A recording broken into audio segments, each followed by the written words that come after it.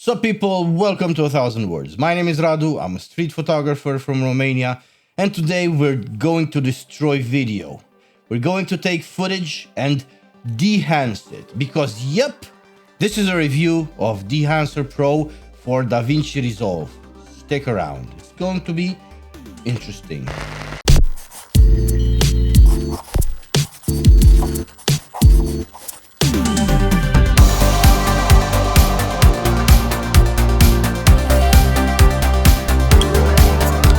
I'm having Amstel today, originally Dutch, but since taken over by Heineken, I think it was, if memory serves, around the very late 60s.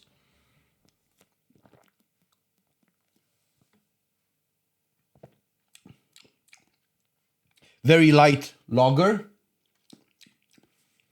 strong, quite strong hoppy flavors in the aftertaste. Very fresh, stone cold. And yeah, it seems I've made it.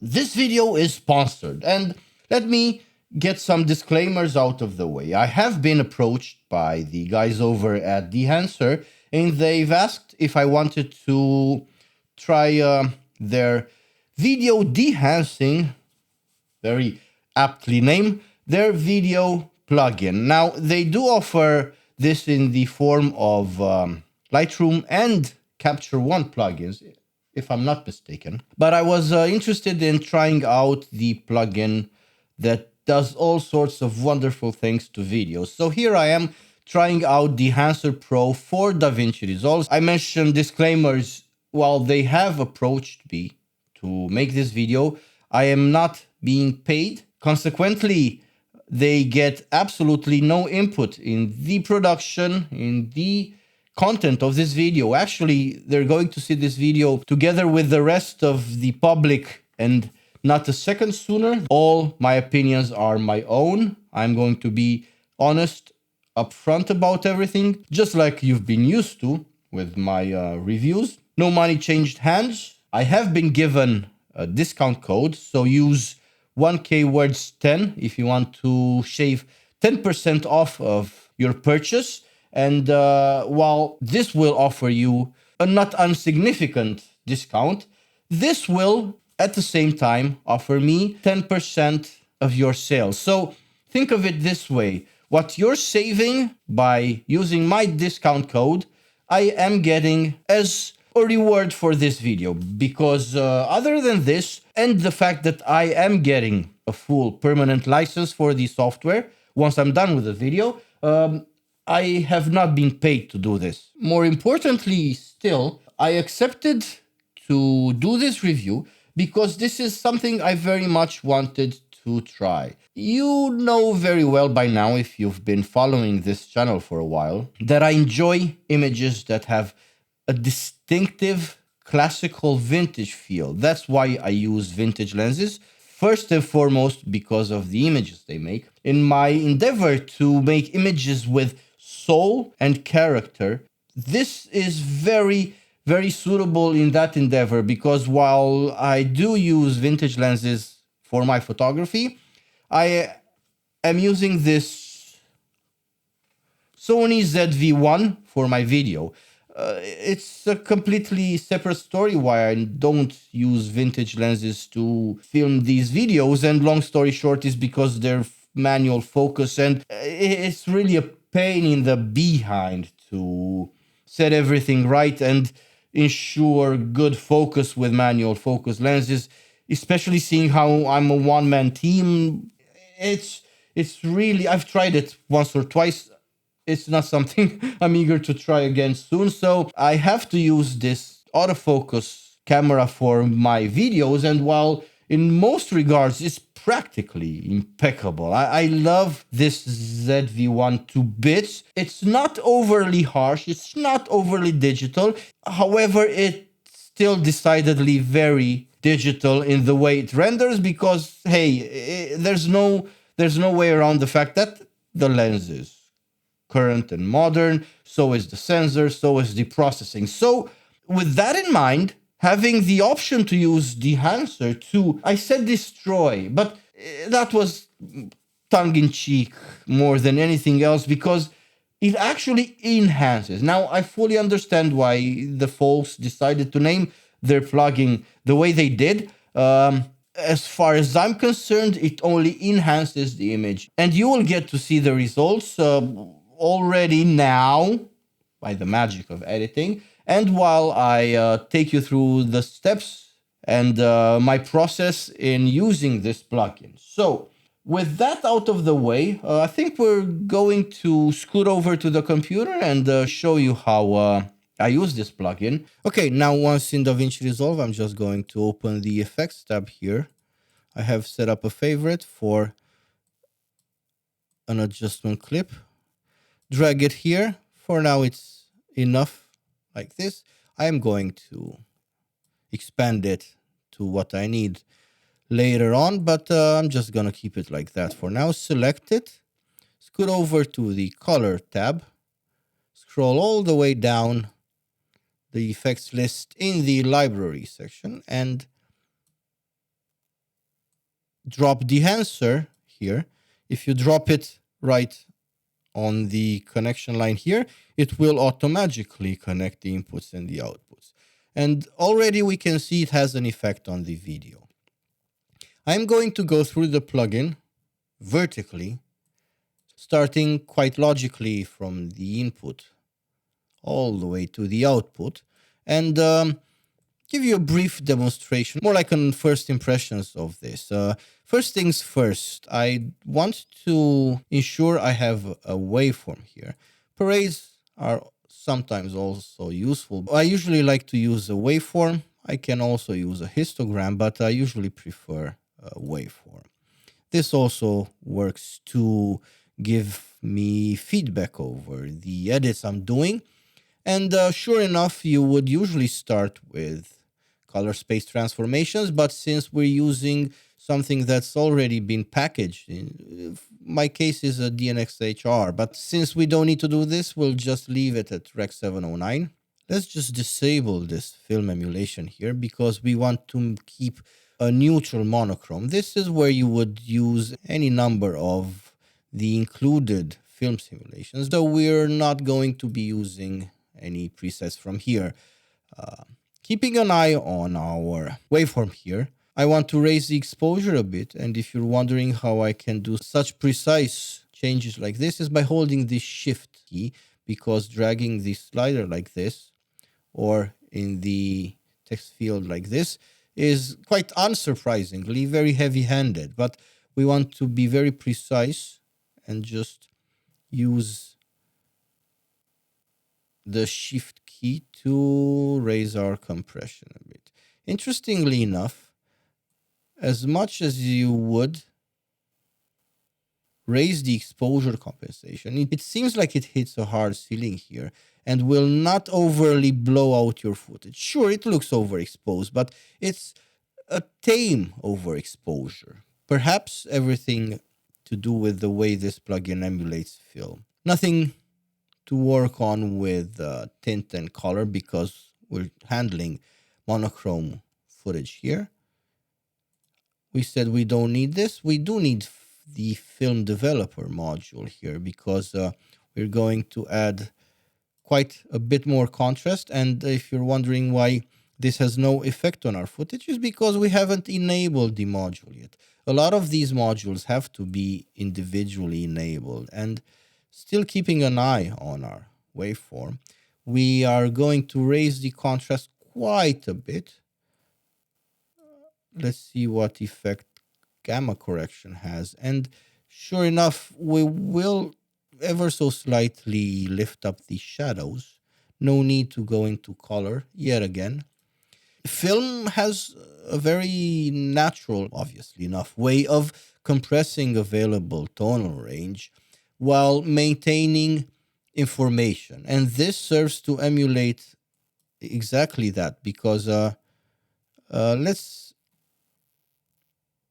choose this frame where we see there's some highlight glow on my forehead here. the impact slider serves to work almost like a highlight compression, like a highlight recovery slider. And this is to emulate film yet again. The default value is at 60, and frankly, I think it does too much. And I'm going to take it down all the way to something like 27. It still compresses the highlights a bit. It still has a bit of a compression effect, but I like to keep my highlights. I like to keep things like this, like the natural glow, specularity from light sources. And the tonal range works to do basically the opposite if you take it to the left. The expand module here is pretty self-explanatory with these sliders. It serves to set your black point and your white point. And sure enough, we have a pretty good spread here, although I would like to take our white point slightly higher. Now, my intention is not to completely emulate film, and I'm not going to claim I know what these guys at Dehancer intended with their plugin, but I don't think their intention, and certainly my intention, is not to fool anybody that this was shot on film. If you want to take it to forensics, I'm certain somebody will be able to tell that it was initially shot on digital and film was emulated. But that is neither here nor there, because my intention is to add some softness, some analog vibes, if you will. It is to alleviate the inevitable harshness of a digital sensor, of a modern contemporary lens with modern optics. And this is to tone down that said harshness. This is to make the image look nicer, softer, warmer. And sure enough, this plugin does that just great. Zooming in a little and moving on to print. It's another module where we can introduce, or rather decrease, the exposure a bit. But I think we're just going to leave it at that.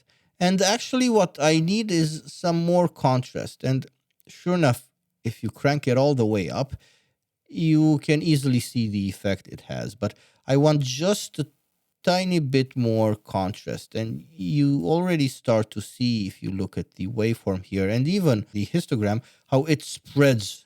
It's the effect of tonal contrast. Subtle, yet noticeable. No need to get into the color head module because we're not dealing with color. And already enabled by default, oddly enough, as opposed to all other module, is the film grain module. I think this is to do with the initial impact. And there are quite a few different film stock emulations available. And I'm just going to keep it on 35mm, but I'm going to choose ISO 500 and tone down the amount a little, because I think it's better seen here. When it's at its default value, I think it's slightly too much. You can, of course, do it like this if you want, but I think it's slightly too much. And about 30-ish, I think, works great. Now, we've reached the halation and bloom modules, which are my favorite modules in this entire plugin, together with the overscan feature here. Obviously enough, this simulates halation and this simulates bloom. For those of you that don't know, halation is the tendency of light to appear like it spills over hard edges, and it gives it also almost like a highlight glow. Bloom is in many ways similar, but here, let me just crank it all the way up and show you how it actually, just like the name suggests, it adds some bloom, a bit of a shine to the image. And I think it works great. It I'm repetitive, I know. It alleviates a lot of the harshness inevitable in modern sensors. We'll disable this for now and handle halation at first. Now, sure enough, this is monochrome footage, but halation introduces a color effect. This is easy to see. And again, we have a list of available film stocks here. What I've noticed is the lower you go in film width, the more noticeable the effect gets. So we're just going to keep it at 35 millimeters. Tone it down a slight bit. And we need to fix the fact that this is orange and we want it to be monochrome. So then, what we do is Alt-S to add another node to our node graph here, which we will promptly proceed to desaturate. So this allows us to keep our halation. Look here.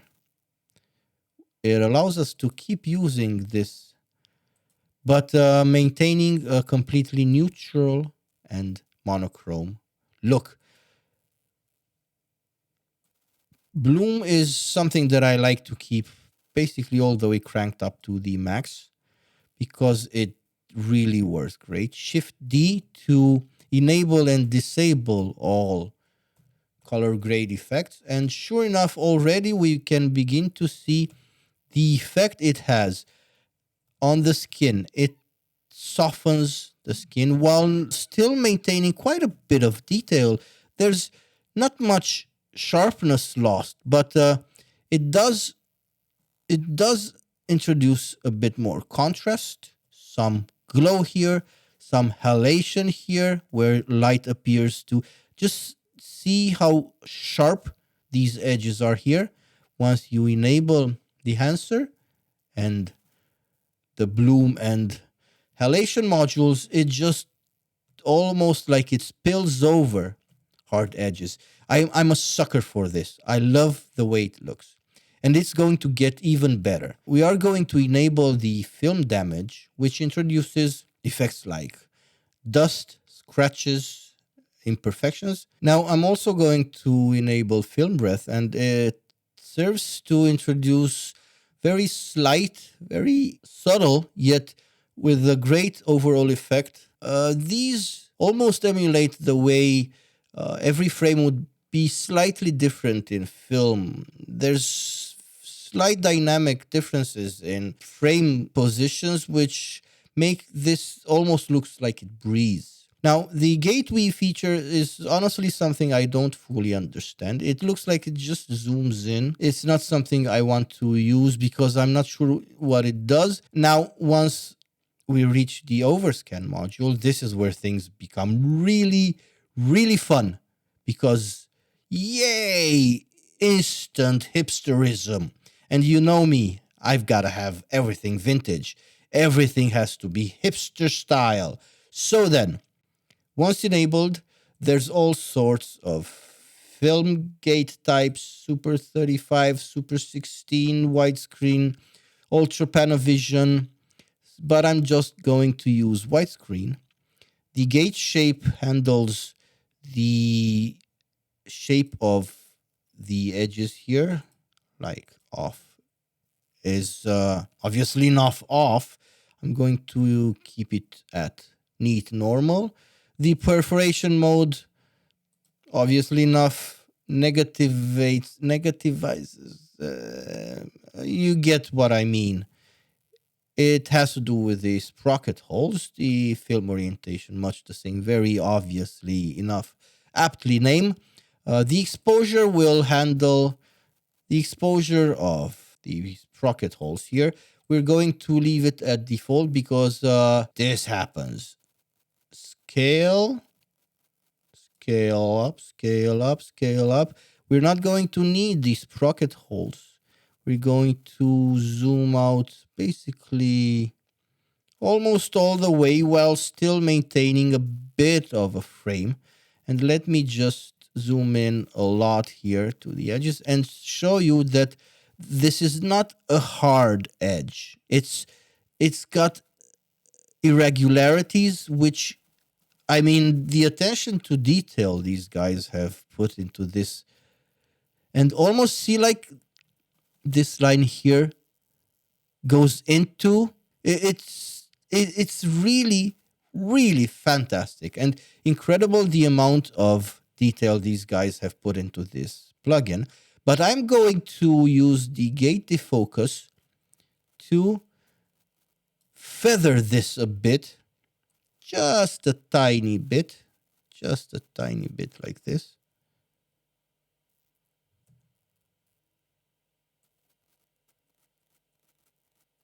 Maybe that was too slight, too subtle. And sure enough, we get to the vignette part. Enabling mask mode, and also the plugin, will allow us to see the vignette shape and better adjust it. Aspect ratio should be something like this. Size should be something like this. Feathering should be something like... Why is there no effect on feathering? I think we need to disable mask mode. And this is where this is where feathering really does something.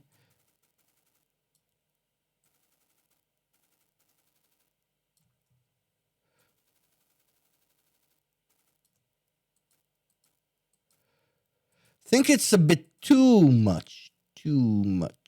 So I'm just going to raise the exposure slightly. Take the feather slightly upwards a bit. Increase the size. And something like this. I'm liking this. This is useful in order to basically proof your footage. It will display false colors in the node preview here, and I'm sure this is also color once your footage is actually color. Clipping information is also useful, but since everything that's clipping here is just basically the wall behind me, I don't much care. This is basically like an opacity slider. Very useful because otherwise you can do Shift D or click on the node number here to enable or disable the effect. This is useful because you can be fine and precise about it. We'll leave it at 100. This is not something we want to deal with now, generating LUTs. This is where you put in your licensing information. This is where you download. This is where you download everything. You click on check profiles and it will download all the presets here. Don't. This wants to crash. So yeah, just use these settings here if you want to go for a better, smoother operation, but normal quality, or slower operation and higher quality. Once we're done with this and ready to export, because yes, we are, let's hit P to make it full screen, then Shift D to see what we've done. There is simply no comparison. Just besides the fact that this adds a really charming effect to our frame, the softness, the glow, the halation this plugin introduces is really wonderful. Very charming. It's honestly what's been missing from my video workflow. Now, I can be completely hipstamatic, 100% vintage, 1000% hipster. All I'm missing is my fanny pouch, but I do have one, not on me, but I do have one and I wear one. So yeah, this was basically it as far as the actual demonstration. More like first impressions. I will most definitely be using Dehancer on all my future projects. It's at least as far as my YouTube videos go. I do want to briefly mention the fact that this is available for Windows, Mac, and Linux. So yay! Yet another reason why I was very glad to accept this sponsorship, because it's not often that you find premium software like this, also like DaVinci Resolve. It's not often that you find software like this for Linux. And while there are alternatives, I think Resolve has some built-in plugins that do much the same. That's a story for another video, perhaps. This plugin solves, on the one hand, the issue of sterile clinical digital sharpness this camera is guilty of, and on the other hand, can add in post-production some aberrations I love in my images. It can add grain, and beautiful grain at that, much nicer than the one available in DaVinci Resolve. It's really almost like film. It can add halation, and I'm a sucker for halation. It can also add some bloom.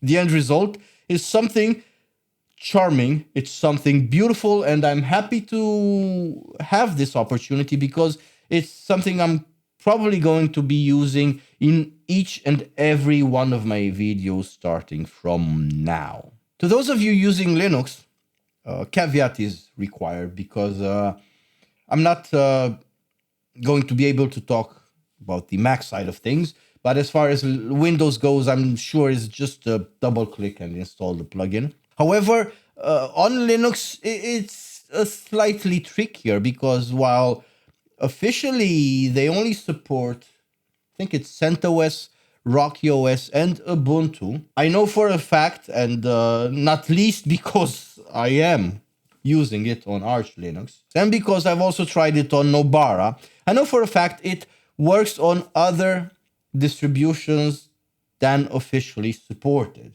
Now, the way I got it to work on Arch Linux was first and foremost by not installing DaVinci Resolve from the AUR. For the longest time, I did use the AUR to install DaVinci Resolve, but on first try, I wasn't able to get it to work. And I've contacted support, and fair enough, they support what they support, and they shrugged their shoulders and told me my operating system was unsupported, and basically that I was SOL. But I'm not one that gives up easily, and more importantly, not only because I'm just stubborn like that, which I am, I knew for a fact that this works in Arch Linux, so I just kind of set it upon myself as a challenge to get it working. And sure enough, I did.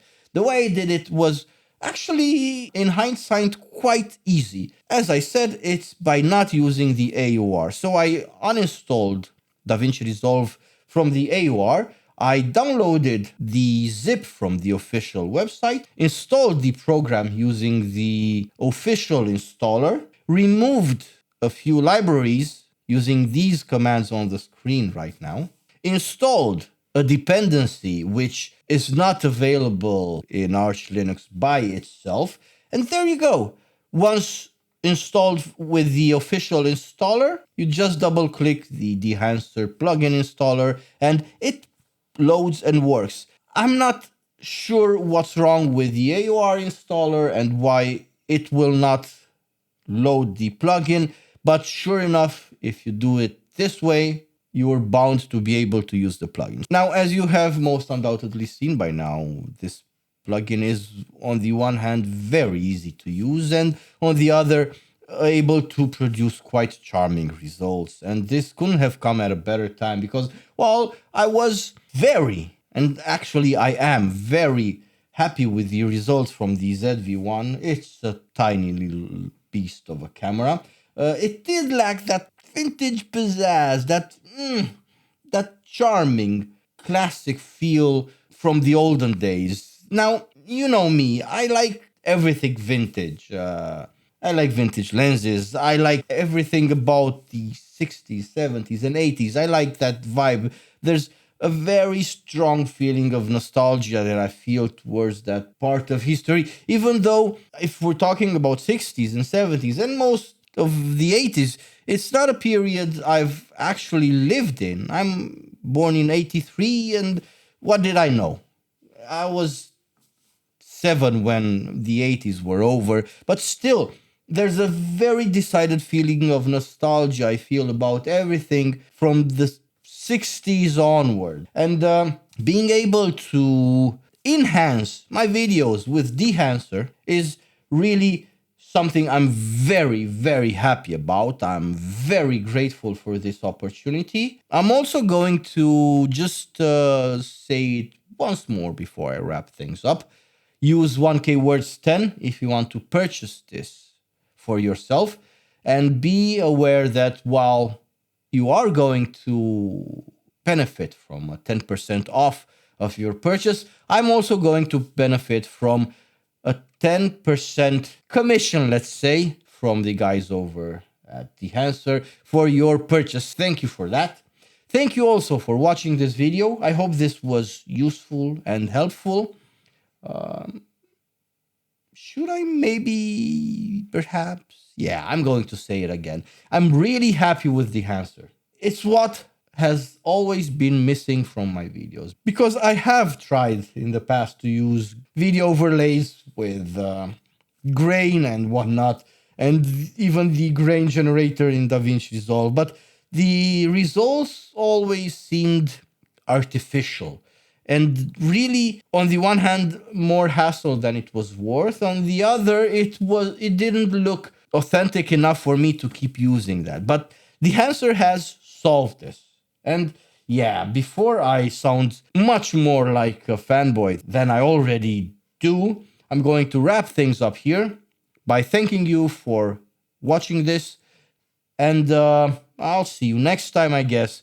By the time we talk again, I am probably, don't hold me to it, but I am probably going to be done with the review for the Nikkor S, the pre-AI 50mm f1.4. Quite a chunker of a lens. Charming, sharper than expected, excellent in use. So yeah, maybe subscribe if you want to see more content like this. Some people say I'm missing out because I don't ask for subscriptions, I don't ask for likes, I don't ask for comments. I used to, but I don't anymore. So I guess with this video, I'm asking again. Thank you. Thank you very much. Until next time, farewell.